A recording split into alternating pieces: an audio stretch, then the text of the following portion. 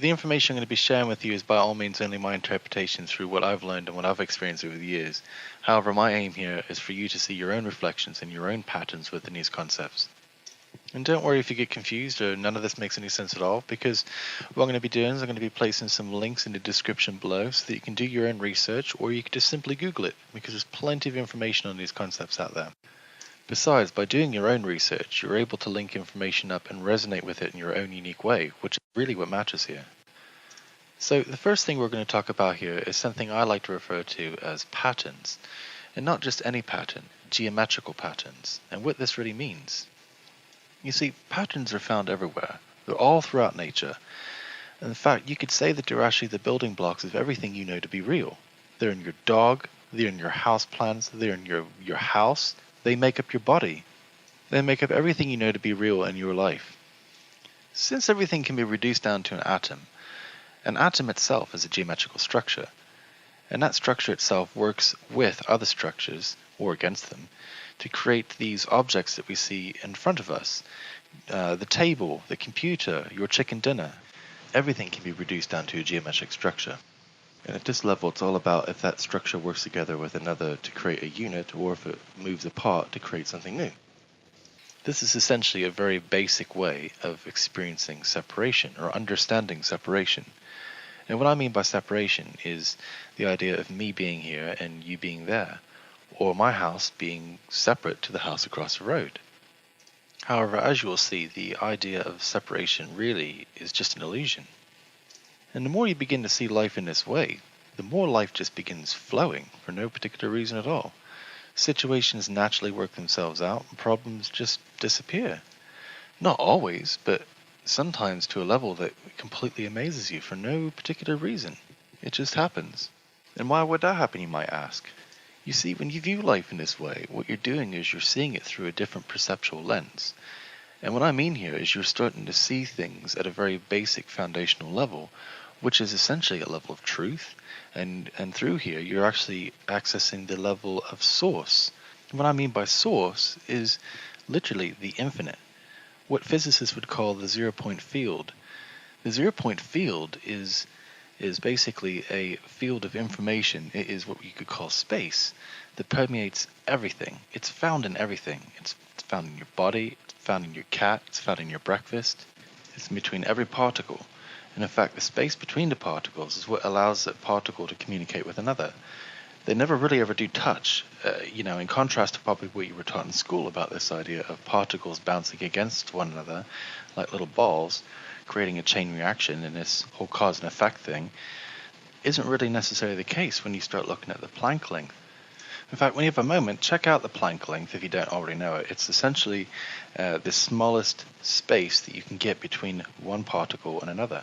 There is an actual definitive space.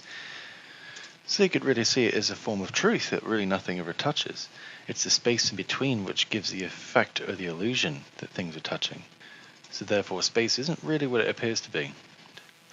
So with that in mind, you can understand how something solid shows up in our reality, but it's not quite really the case. It all comes down to what I was talking about, perception.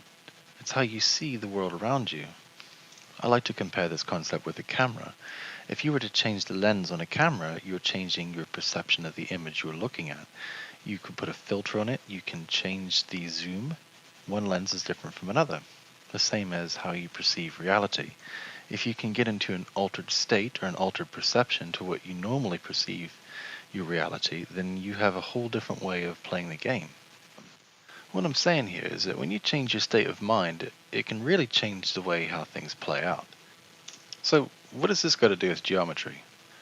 Well, if you could begin to see the geometric nature behind all of your problems, let's say the pain in your left arm or in your shoulder, or issues at work, or problems with your spouse, then this gives you the advantage of a higher perspective, therefore the ability to see or observe a different outcome.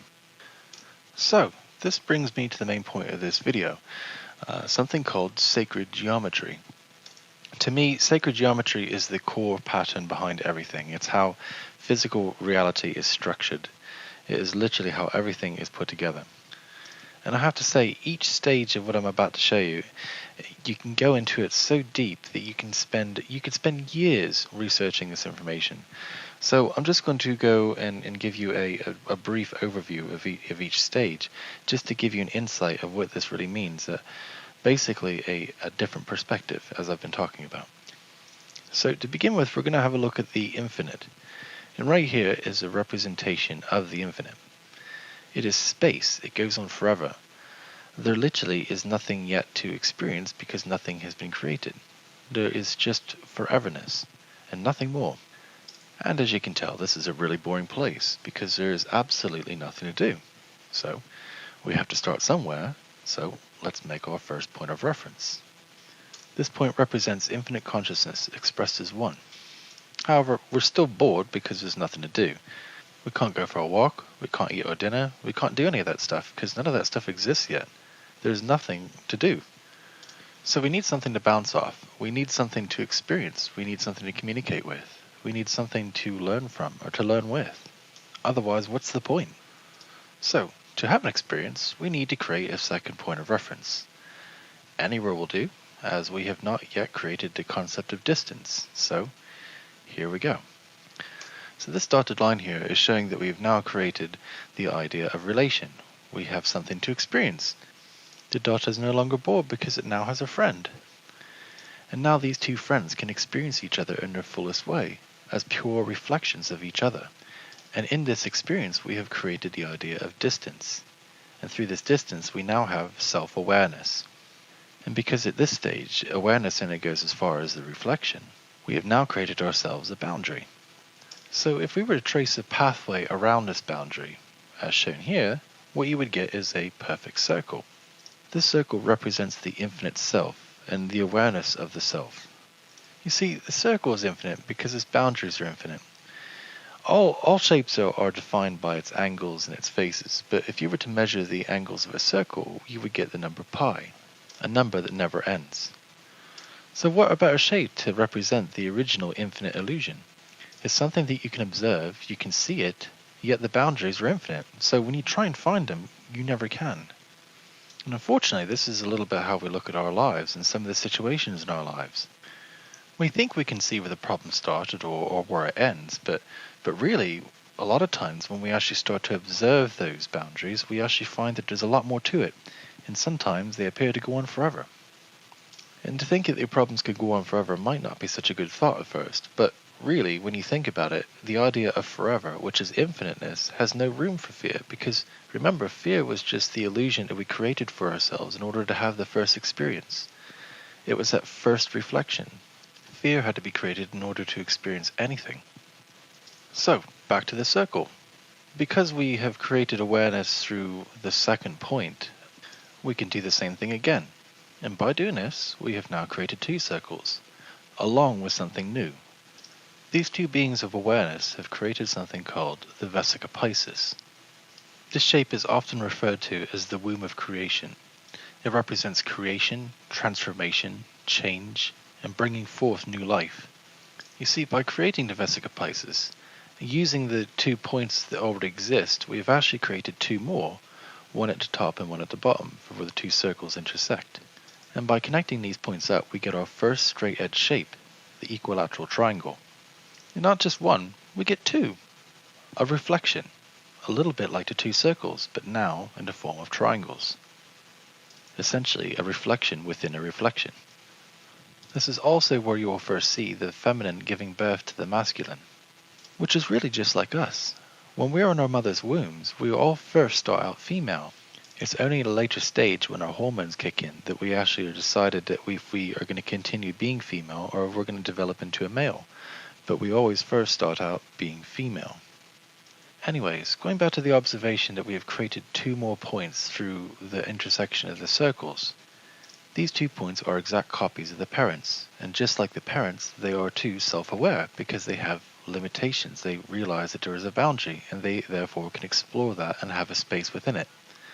So, we can create another circle, just like we did with the parents, and again, until we end up back at the beginning.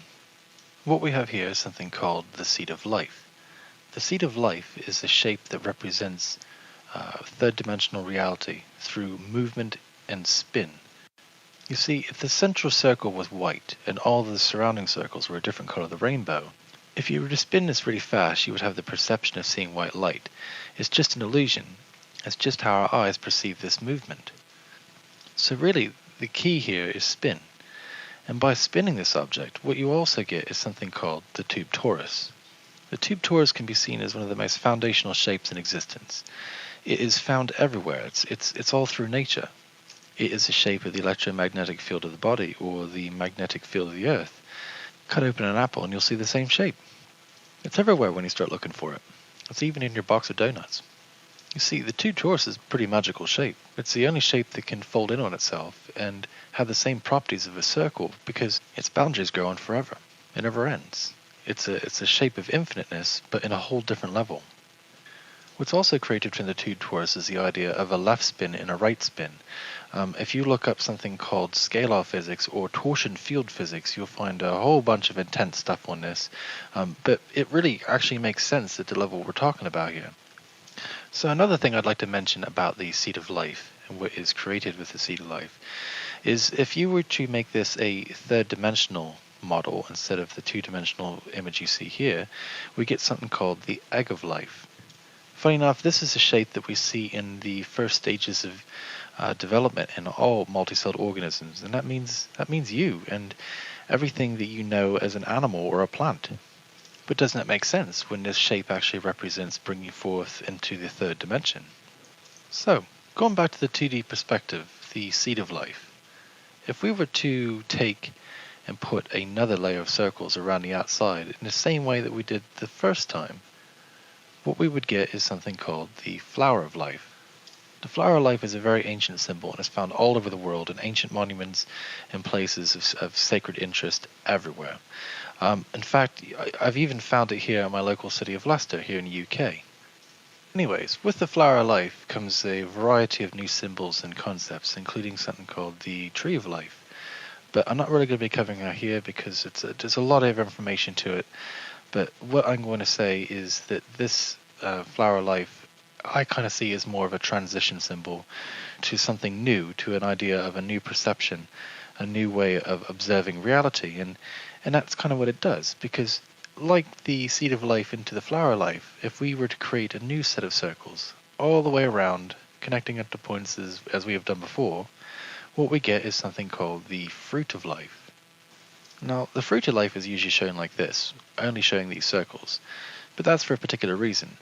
Because if you were to take the center of each circle and connect them up with one another, what you would get is something called Metatron's cube, which looks like this. Metatron's cube could be considered the ultimate masculine aspect of structural reality, where the female counterpart would be the fruit of life, as we've seen before. Again, this is an example of a masculine form being born from a female form, just from a higher perspective. So the interesting thing with Metatron's cube is if you were to dissect this, you would get 5 subshapes, what's called the Platonic solids. These 5 shapes are the 5 shapes that are literally the building blocks of physical reality. These are the only shapes in existence where all points will touch the inside of a sphere, along with all faces and all edges being equal to each other. There are other shapes out there that also have these properties, but they've only been created from cutting down the corners of these shapes, so still, these are the 5 original foundational shapes. Everything that you can experience around you, including the floor that you're standing on, or the computer that you're using, or the chair that you're sitting on, all are made of these shapes on a very, very basic level. If you look at the elemental table, it has actually been found that every single element on the elemental table can be reduced down to one of these 5 Platonic structures. Just by knowing this, I'm sure you can see how much power this information holds. So, the first Platonic solid we're going to look at is the Hexahedron, or as it's best known as, the cube. The cube represents solidity, power, control, the physical, really anything to do with structure. The cube is also highly associated with the element of Earth, and also the planet Saturn. There's a huge amount of information out there on the correlation between Saturn and the cube, and I'm probably going to do a future video on this, but for now we are just going to take note of that. So another thing I'd like to mention about a cube is how it is quite different from the rest of the Platonic solids, in the fact that it could actually be seen as the father of all shapes, whereas the sphere is the mother of all shapes, because the cube, like the sphere, will nestle all of the other Platonic solids inside perfectly. Again, this is another expression of the masculine and feminine qualities of reality, the straight edges and angles of the masculine and the curves of the feminine. So the next shape we're going to look at here is the tetrahedron. Now the tetrahedron is usually shown in one of two ways, either on its own or with its twin, which is called the star tetrahedron. And this is one of the reasons that makes this shape special, because it is the only shape in the Platonic solids shown within Metatron's cube that is inverted, where it's got a twin, it's got a mirror, which is quite reminiscent when we first came across the triangle from when we had the Vesica Piscis, because if you remember, it also had a twin. The tetrahedron, particularly when it's shown on its own, is considered also to be the closest shape to God, because it is the shape that has the smallest amounts of sides possible, so therefore it's the closest thing to the non-physical. The tetrahedron, like the triangle, represents creation, transformation, change, and even initiation. And the tetrahedron and triangles also have been long associated with the element of fire. In fact, you can even see this represented in modern day fire safety, where you have the fire triangle, which depicts the three elements of combustion. So the next shape we're going to look at is the octahedron. The octahedron is a shape that represents communication, mind, and thought. The shape is also associated with the element of air and also time itself. In fact, when you have a moment, check out what's called the delta T antenna that was used in the Montauk project. And you'll see how this has actually been used in the past to affect time and space. Very interesting stuff. Something also I'd like to mention is this: there's quite a lot on the internet to suggest that the Great Pyramids of Egypt aren't actually as they appear. They may actually be octahedrons, just half buried in the sand, which would give a very different perspective of the energetic qualities that these things would hold and what they would project. So moving on, the next shape we have here is called the icosahedron. The icosahedron is a shape that represents nurture, the emotions, and is also associated with the element of water. In fact, this is the structure that's mapped across the planet that creates what's the original ley line structure. One of the first people to rediscover this information was a man called Ivan Sanderson, who was on a hunt to try and find where all the disappearances were across the planet, such as places like, I'm sure you've heard of, Bermuda Triangle. Well, when he connected all these points up, what he found was a perfect inverted icosahedron. And within this icosahedron, you will find 12 triangles, which he calls the 12 vial vortices. The other thing I'd like to mention about the ley line structure is how most ancient monuments, including the pyramids of Giza, Stonehenge, and most ancient or old churches and everything, are all lined up on this grid structure. It's as if the ancient civilization knew the energy that this structure could harness. However, since then, the rest of Platonic solids have also been added to create the full ley line structure that's now studied today. If you do your research, you'll probably find all of these incorporated. So, moving on to the last of the Platonic solids, the Dodecahedron, what you'll find here is something a bit different. The only way we can express this shape through a two-dimensional perspective is by adding these lines here, which is a bit different to how we've actually created the other shapes. You see, technically to get these lines, you have to make this shape three-dimensional. So therefore, this shape represents moving into another dimension. It represents the ether, and it represents the cosmos and space.